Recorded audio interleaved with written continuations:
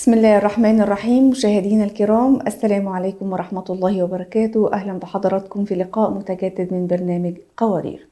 حديث الرسول صلى الله عليه وسلم الذي قال فيه: كلكم راع وكلكم مسؤول عن رعيته، وذكر فيه أن المرأة راعية في بيت زوجها ومسؤولة عن رعيتها. بعض النساء بياخدوا هذا الأمر بشكل غير متوازن. طبعا كلنا عارفين أن المنوط بينا والأساس في للأم أو للزوجة إنها ترعى وتهتم وتربي أبنائها وترعى وتهتم بأسرتها، لكن بعض الزوجات وبعض الأمهات بتتعامل مع الأمر ده بشكل غير متوازن نهائي، فبتنظر ليه إنها ممكن تقدم من التضحيات الشديدة جدا والتضحيات الكثيرة جدا جدا، ممكن يعني في مقابل صحتها، في مقابل نفسيتها، في مقابل قدراتها، وبعدين في نهاية المطاف بتحزن وتتعب بعد ما بتلاقي صحتها تعبت جدا، حالتها النفسية تأثرت جدا جدا. وللأسف في بعض الأسر بيقال لها: لم يطلب منك التضحية، محدش طلب منك انك تضحي. ولكن بعض الأمهات وبعض الزوجات بترى ان ده جل مهمتي في أسرتي، ان انا اضغط على نفسي واظلم نفسي عشان خاطر أولادي وعشان خاطر أسرتي. والله سبحانه وتعالى والرسول الكريم أوصى كل بني آدم فينا إن احنا هنسأل عن صحتنا وعن عمرنا فيما أفناه. كل شيء بدون إفراط أو تفريط هو ده المطلوب، ونحن أمة وسط. إن شاء الله النهاردة في حلقة قوارير هنتكلم عن الأم المضحية، التضحيات الكبيرة جدا اللي بعد كده بتأثر على صحتها وعلى نفسيتها وعلى قدراتها وعلى كل شيء. هل ده فعلا يجوز انها تعمل كده؟ وجزء عقدة الضمير عند بعض الامهات انها ممكن يعني لا تقبل انها تأكل ولا تشرب ولا تلبس الجديد ولا اي شيء على الاطلاق في مقابل ان عشان خاطر اولادي وعلشان خاطر اسرتي. هنجاوب على التفاصيل ان شاء الله وعلى التساؤلات دي مع الاستاذة حليمة سيد حسن، الاخصائية الاجتماعية والاسرية والكاتبة والباحثة في شؤون المرأة. اهلا ومرحبا يا استاذة حليمة. أهلا وسهلا، حياكم الله وشكرا مرة أخرى على الاستضافة. أهلا ومرحبا بحضرتك. هل بالضرورة أستاذة حليمة أو من الطبيعي أن الأم أو الزوجة تكون مضحية تضحية شديدة جدا لدرجة أنها تظلم نفسها صحيا ونفسيا وكل شيء علشان تكون أم صالحة أو زوجة صالحة؟ طيب، الحمد لله رب العالمين، والصلاة والسلام على أشرف الأنبياء والمرسلين سيدنا محمد وعلى آله وصحبه وسلم تسليما كثيرا. اللهم اشرح لي صدري ويسر لي أمري واحلل عقدة من لساني يفقهوا قولي. آمين. أحب دائما أن يعني أرجع دائما للمفاهيم. ما معنى التضحية؟ ما معنى كلمة تضحية؟ هل هي كلمة مرادفة للأمومة؟ هل إنه أنا إذا أكون إنه لازم إني أكون مضحية؟ وما مدى هذه التضحيات؟ يعني كلمة التضحية ترى كلمة يعني واسعة وكبيرة جدا. فلا بد إني أنا أكون أفهم بماذا أنا أضحي ولماذا أنا أضحي، وهل إنه يعني مفهوم التضحية هو شيء جزء أساسي من العملية الزوجية، من الزواج نفسه يعني أم لا؟ نعم. تمام. طب لو نتكلم عن التصرفات يا أستاذة حليمة اللي تدل إن الزوجة دي أو الأم دي مضحية، مش التضحية العادية أو المقبولة، لا، تضحية في نهاية المطاف بتؤثر على صحتها وعلى نفسيتها وعلى قدراتها. إيه السمات أو التصرفات اللي لو حضرتك شفتيها زوجة بتعملها أو أم بتعملها هتقولي لها لا توقفي، انت كده بتظلمي نفسك؟ طيب، طبعا أنا بحكم عملي يعني أنا بتواجهني كثير مثل هذه الحالات، أو إنه بتواجهني كثير من الأخوات، ولكن للأسف الشديد طبعا يكون يعني بعد ما تكون الموضوع تفاقم يعني. نحن في البداية طبعا بداية الزواج الكل مبسوط وسعيد والحمد لله ويمشي ماشي تمام. بس once تبدأ المشاكل اللي هو زي ما أنت ذكرتي، إهمال النفس، إهمال الشكل، إهمال الصحة. أيوة. وبعدين تبدأ تتفاقم يعني، وللأسف الشديد أحيانا حتى تبدأ الخلافات الزوجية وإهمال الزوج مم.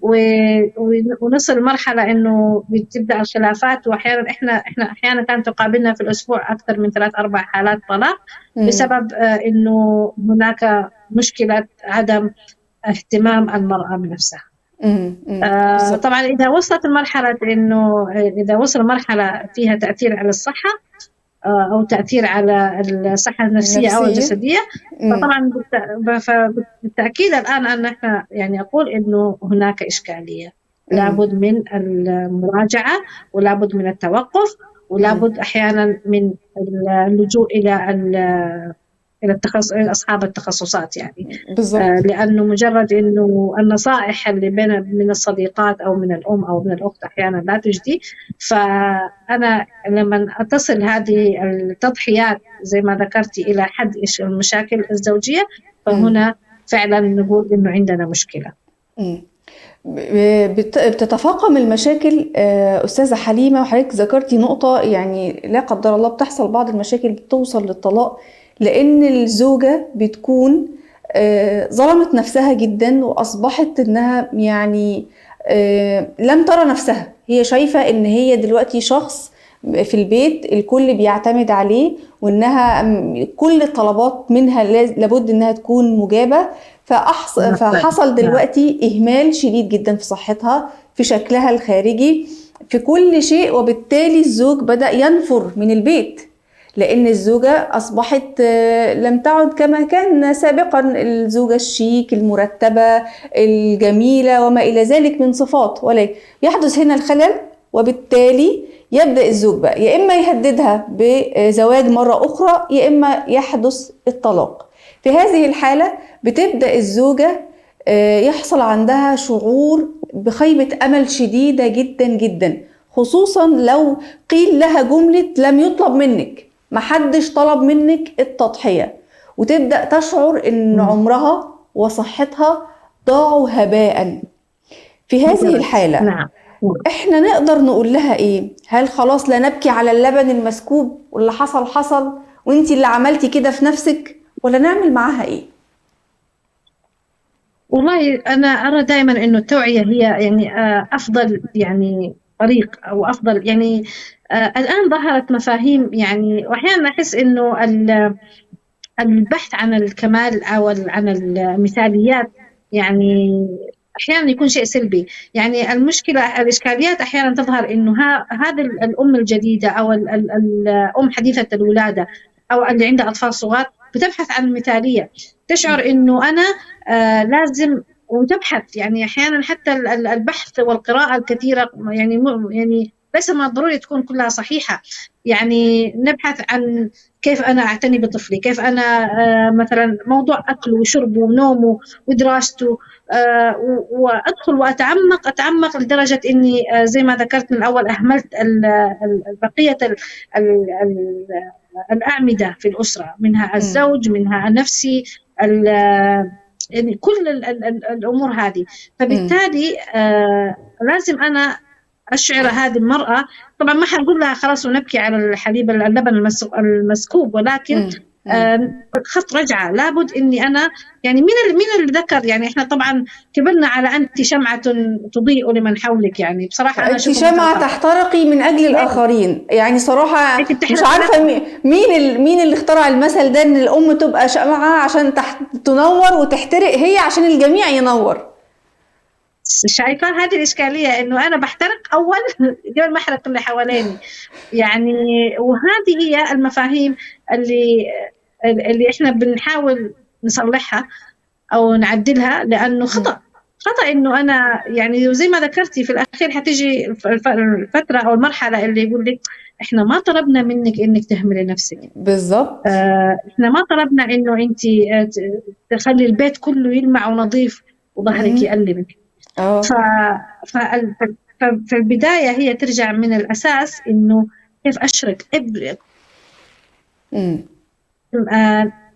المسؤولية تكون مشتركة بداية من الأب والأم، أول زوج وزوجة، بعد ذلك لما يكونوا في الأبناء، فأنا إذا دائما أوزع مهامي وأشعر كل شخص في الأسرة بمسؤوليته، ما أصل إلى هذه المرحلة، لا مرحلة الاحتراق ولا مرحلة الإهمال أو التدهور الصحة النفسية أو الصحة الجسدية. طب أستاذة حليمة، بعض الأسر سواء كان الأبناء أو الزوج اعتاد على تضحية الأم أو الزوجة، والأول كان يعني بشكل من التفضل منها، بعد كده هم اعتبروه حق مكتسب ليهم، ولو هي قصرت في الفضل اللي هي كانت بتعمله ده يبقى فيه تأفف، يبقى فيه زعل، فين الشيء الفلاني مش عملتيه، مع ان ده ما كانش يعني عدل المفروض انها تعمله، هي من حبها فيهم هي كانت بتيجي على نفسها وعلى صحتها، فيتحول الفضل الى عدل ويصبح بيعتبروه حق مكتسب ليهم. هل في هذا يعني في الامر ده تقدر الزوجة ترجع خطوة لورا وتقول لهم أنا كنت بعمل كده بس يعني مجرد إن أنا يعني عايزة أبسطكم، عايزة أعمل لكم حاجة تكونوا مبسوطين بيها، وإن أنا مش هعمل كده تاني؟ هل هيقبل أصلا، وهل يجوز إنها تعمل كده؟ هو خط الرجعة دائما يعني ما عندنا أي خلاف في مسألة خط الرجعة أو العودة دائما، سواء من السلوكيات اللي هي يعني نراها يعني غير يعني صحيحة، هذا شيء يعني بالتأكيد ما في مشكلة في هذا. بس القضية فين؟ القضية أنا لو أسأل السؤال، مين اللي خلى هذه المرأة أو هذه الأم تصل إلى هذه المرحلة؟ مين اللي علم هذه الأم إنه هي تكون إنسانة مضحية ومهملة نفسها؟ للأسف الشديد لو رجعنا إحنا وعملنا خط رجعة سنجد إنه كل أم كانت أنشأت ابنتها بهذا الأسلوب، للأسف الشديد الضحايا هم الأمهات. يعني إحنا للأسف الشديد إحنا كبرنا في مجتمعات الولد ما يعمل، الولد يجلس يخدم للأسف الشديد، وما زالت إلى الآن في بعض الأسر بهذه الطريقة، والبنت هي اللي تخدم، والبنت هي اللي بتقدم وهي اللي تساعد الأم.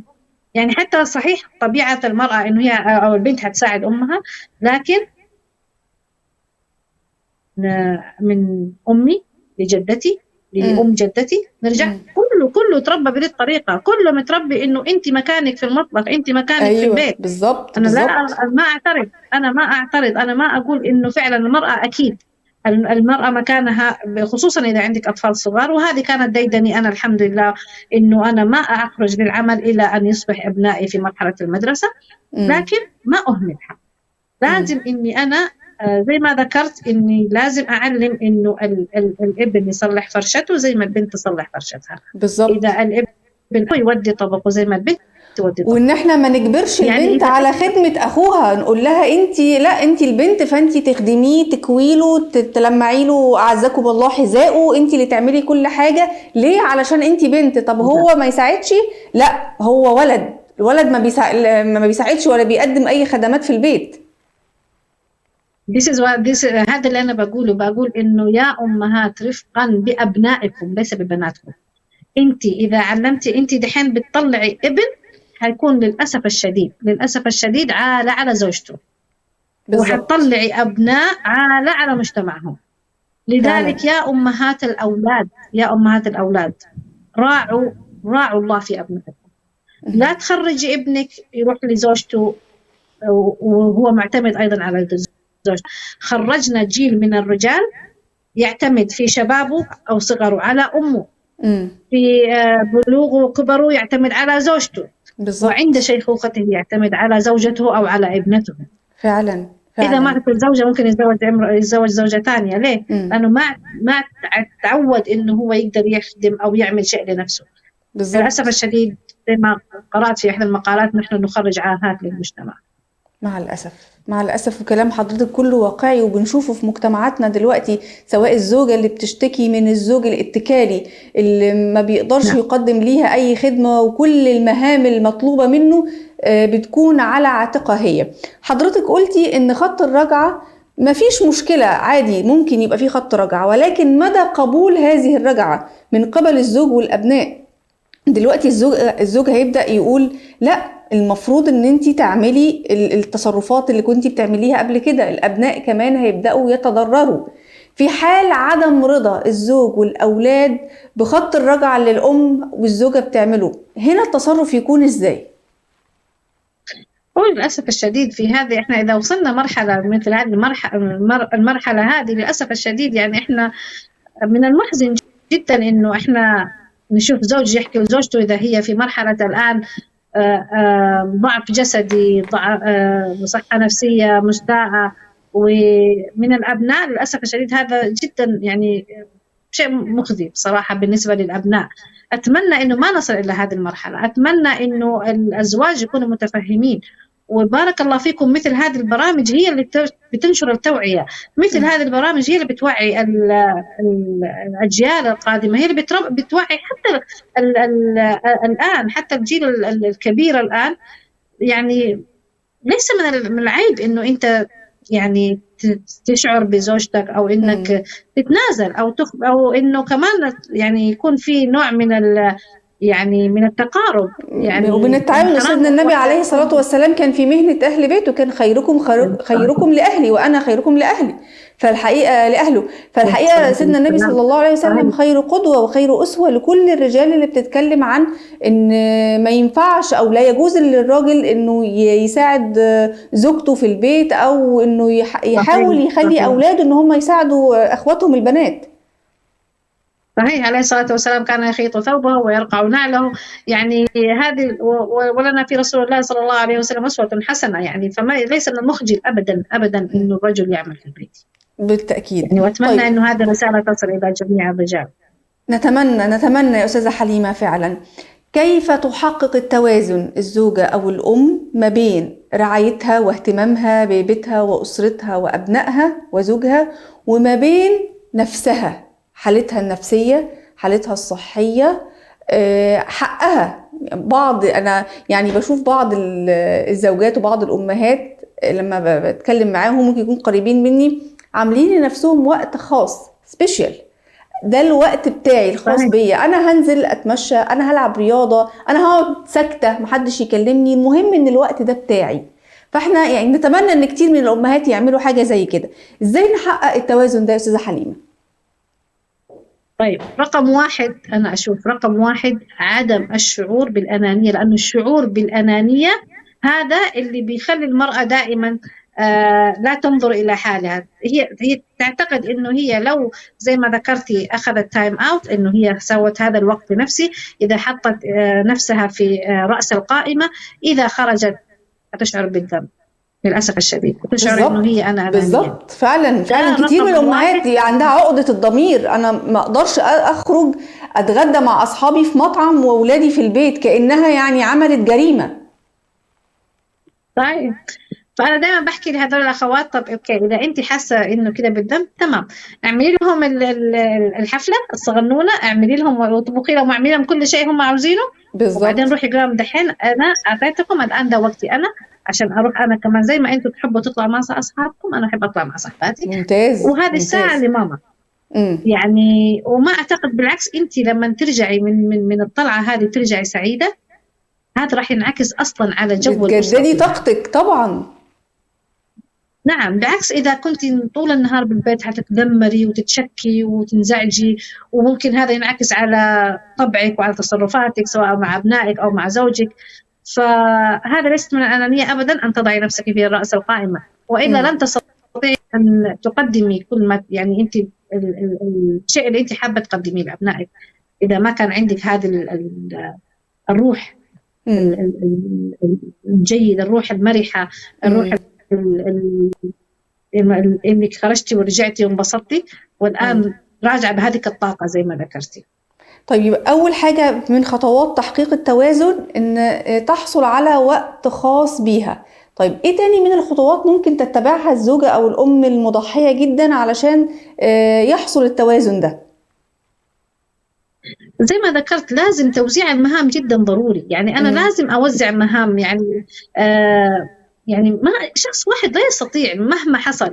أيوة. إنما يعني حتى أكبر القادة والمدراء يعني لازم إنهم يوزعوا المهام، لأنك أنت إذا وزعتي المهام أولا حتعلمي أبنائك وتعلمي اللي حوالينك إنه ما معنى كلمة المسؤولية، وأنت راح يخف الضغط عليكي. يعني إذا أنا فلان أنت عليك مثلا ترتيب المجلس، مثلا فلان أنت عليك غسل الأطباق، فلانة أنت مثلا تكوني مع ماما في المطبخ، بابا ممكن يعمل في الحديقة. يعني الكل يعمل، ما في أحد يحس إنه هو لا ليش هذا ليه أنا أعمل ليش فلان ما بيعمل ليه. لا، يعني لما نوزع مهام كده إحنا على بعضنا فيكون في نوع من التوازن ويكون في متعة أصلا فعلا. وحتى أحيانا في بعض المهام بتعملها الأسرة كلها مع بعض يعني. طب أخيرا أستاذة حليمة، عواقب التضحيات الكبيرة والكثيرة اللي بتقدم عليها الأم والزوجة، عواقبها إيه عليها وعلى الأسرة؟ وفي بعض الناس ممكن يبقى شايف إن مفيش عواقب على الأسرة، بل بالعكس هتكون الأسرة مرتاحة جدا، ولكن العواقب هتكون على الأم فقط. ما هي العواقب؟ للأسف الشديد أنا ما حابة إني أخوف المشاهدين، ولكن هناك حالات خلافات ونزاعات أسرية كثيرة بسبب هذه الأمور، إنه الأسرة كانت ماشية على وتيرة واحدة إلى أن أصبحت الأم لا تستطيع. فالآن عندما وصلت لهذه المرحلة، وأحيانا تكون يعني 360 درجة الانعكاس، يعني أنا كنت أعمل لكم كل شيء، الآن أنا ما أبغى أعمل ولا شيء. فهذا طبعا هتسبب خلل في كل الوظيفة الأسرية، كل البناء الأسري هذا يهتز. أصبحت فهذا كانت تراكمات، طبعا تراكمات الزمن أولا هيكون على صحتها، الصحة الجسدية، وقد يصل أيضا إلى الصحة النفسية. فهناك نوع من الاكتئاب. المرأة الكثير من النساء تعاني بسبب الضغوط الأسرية وضغط الأسرة، وأحيانا تكون امرأة عاملة. كل هذه الضغوط اضطرها تلجأ إلى إنها ممكن تلجأ إلى العقاقير والأدوية وهذا يؤثر على أمور ثانية، فتدهور الصحة الجسدية وأيضا الصحة النفسية. وللأسف الشديد إذا كانت الأمور أخذت مجرى أعمق قد يصل إلى خلافات أسرية، قد يصل والعياذ بالله إلى الطلاق. لذلك لابد أننا يعني من البدايات، وكانت هذه من الأمور اللي أنا دائما يعني أشجع عليها، وهي التأهيل لما قبل الزواج. هذه البرامج لابد من المقبلين على الزواج رجاء أن تلتحقوا بهذه الدورات، لأن هذه الدورات توعوية مفيدة جدا، تعطي يعني رسائل عملية، تعطي معرفة أيضا الحقوق والواجبات، سواء من الناحية الإسلامية الشرعية أو حتى من الناحية القانونية، من الناحية الصحية، أمور كثيرة. هذه الأمور تهيئ المرأة أو الرجل على الإقبال على الدخول على الحياة الزوجية بشكل يعني بقدر من الفهم والعلم. نعم، والوعي. تمام. بشكر حضرتك في النهاية الأستاذة حليمة سيد حسن، أخصائية الاجتماعية والأسرية والكاتبة والباحثة في شؤون المرأة. شكرا جزيلا، وطبعا الشكر موصول لكل متابعين برنامج قوارير. نسأل الله سبحانه وتعالى أن يعين ويقوي ظهور كل الأمهات والزوجات، ولكن كما قالت الضيفة لابد من التوازن، لا إفراط ولا تفريط. ما ينفعش أن احنا نظلم أنفسنا ويحصل لنا بعض المشاكل الصحية أو النفسية، والعواقب للأسف في الآخر بتكون وخيمة. ما بنقولش ما لا تقومي بدورك ولا تبذلي ما في وسعك، ولكن بما يرضي الله سبحانه وتعالى، لأن صحتك هتحاسبي عليها أمام الله سبحانه وتعالى. تقبل الله منا ومنكم، من كل الأمهات، من كل الزوجات، ربنا يعينهم يا رب العالمين. انتهت حلقة قوارير اليوم، إلى أن نلقاكم نترككم في رعاية الله وأمنه، والسلام عليكم ورحمة الله وبركاته.